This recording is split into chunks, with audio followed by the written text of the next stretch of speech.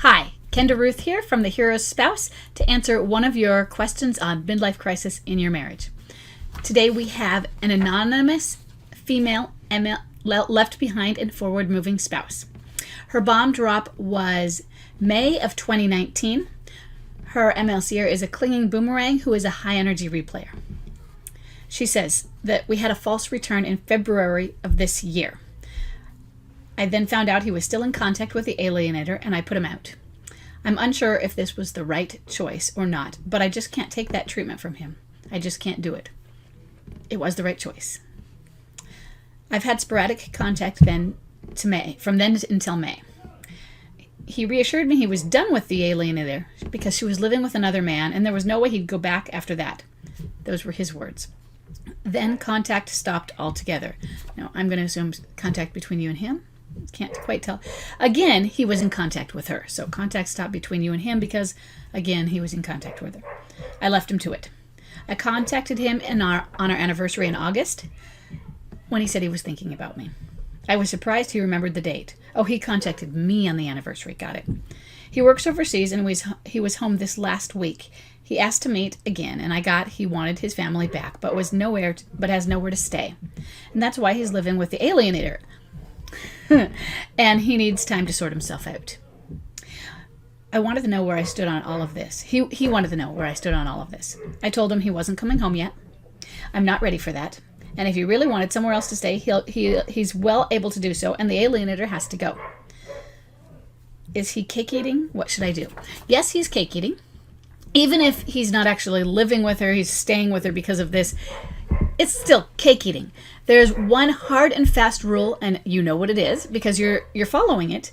You're just questioning it. And the hard and fast rule is no alienator. Absolute 100% zero contact. He doesn't work with her, so you don't have that fuzziness going on. And it's not like the situation where she is a nurse in the hospital where his mom is is staying and maybe even the caregiver because you couldn't prevent him from seeing his mom. That was what with Chuck and the alienator. At one point he was able to see her because that was the excuse. And the excuse wasn't valid. He was seeing her for other reasons already, but I didn't know that part. So no, 100% absolute no contact with the alienator. And that is for him to see you when he comes home. He can contact you. That doesn't mean you respond to a contact, but that if he wants to have anything to talk about, I really want my family back. This is no. We are no contact. I am not contacting you. We're not in contact because you're being an inappropriate spouse. You have nowhere to stay when you come home. You will find a place. If you'd never met her, if you'd never been out and had an affair and you couldn't stay at our house and you came into town, would you just stay with, and we were married, but we had a problem with our home?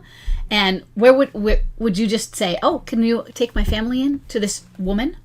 No, you would never stay with some random woman. And you would especially not stay with a woman who you had had a previous relationship with when you're married to your wife. So no, I'm not ever going to buy it. I would rather you, this is him, I would rather you stay out of town, not even come home to this town on your breaks from your travels, if the only thing you can do is stay with her. That's an excuse. And if you really cared about and wanted to be back in this marriage, you would do everything under the sun to do something other than staying with any other woman, unless they are a family member. So he would rather be in a cardboard box on the street than with her if he cared enough about your relationship.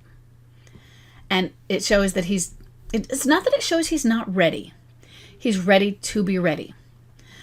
I was looking at your timeline, and if you were about 5 months in the future, that's right where I was when I kicked Chuck out for the last time, and I knew he was starting to be ready.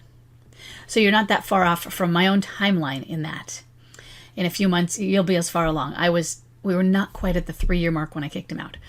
It was the first weekend of February, and the anniversary date was March 20th. So you get close to that. I know, we're paralleling. It's still early as a general MLC, but he needs that very strong boundary. You are absolutely right to not let him at the house. That doesn't mean if you do see him that he's not visiting. He's not allowed to move in with you. He is not allowed to stay with her and then stay with you, unless there's a gap between those.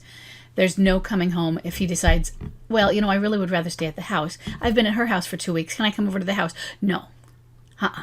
Because you don't get to bed hop. You don't get to house hop. Well, I was only staying with her because I didn't have anywhere to go. Well, too bad. That's your decision.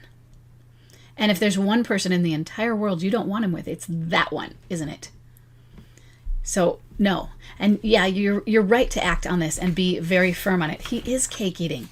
And maybe, only maybe it's not the same cake eating that Chuck was doing because he actually moved in with her. He didn't stay with her when he came to town. But maybe that's just his excuse too. So don't let him get away with it, and tell him.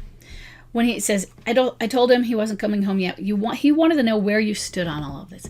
Where you stand is you stand for the marriage, and you are absolutely able to tell him that.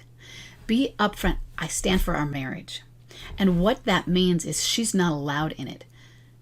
That's when you come to town, you don't get to stay with her at all.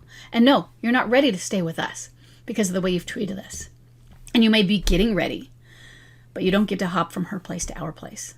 No, you find somewhere to stay, or you don't come back to town. You just stay in a motel somewhere else. Go find a friend. Phone a friend. Call home. Not this home. Go to your parents, wherever, but not here. And I know the challenge with that because that was the access our situation was on, is Chuck refused to ask for help from anyone. I'm not staying with friends. I'm not staying with my family. He wouldn't do that, and we couldn't afford an extra place. And I was, well, then you're in a double bind because we'd tried the other so many times. Remember, he came home 8 times, so 7 times he had come home. Okay, some of them for a weekend, but most of them were a little longer than that. But 7 times, and you think I'm going to do that again? Let you just walk in without going through this transition and repair period first? No. Don't let that happen. But when he says, where are you in this? Where's your stake in it? Your stake is in the marriage. And the reason you're doing this is for the marriage.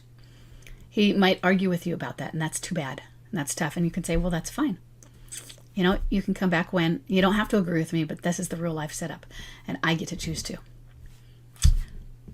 I know it's going to be tough, but you can do it. And I will see you everybody later when I answer the next question.